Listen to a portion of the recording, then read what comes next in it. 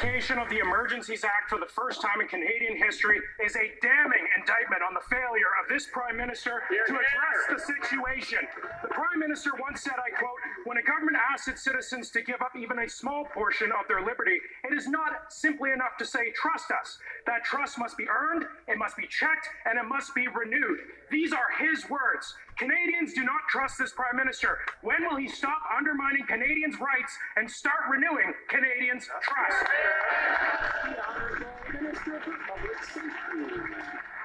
Mr. Speaker, Canadians can trust that this government will always follow the science and the best evidence to get us out of this pandemic, and that includes getting vaccinated, Mr. Speaker. And contrary to what my colleague says, this is an illegal blockade. This illegal blockade is not about the vaccines or the mandates.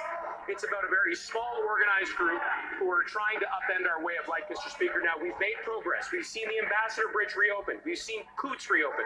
We've seen Surrey reopen.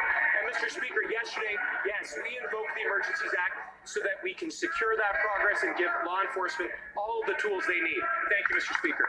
The Honourable Member for Sturgeon River Parkland. Well, we'll see if the Prime Minister answers this one. Every opportunity he has had to de-escalate this situation in Ottawa and around Canada, he has chosen to hide, to confront, and to escalate. His divisive conduct has been a lesson in abject failure.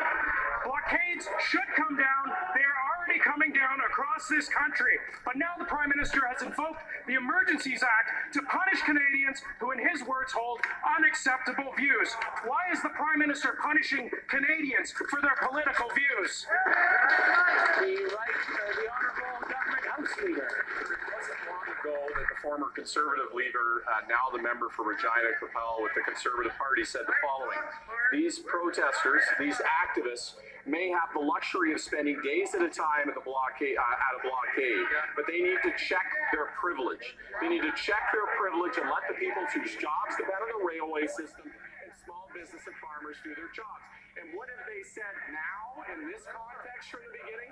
As swastikas flew, as Confederate flags flew, they went out and they gave coffee.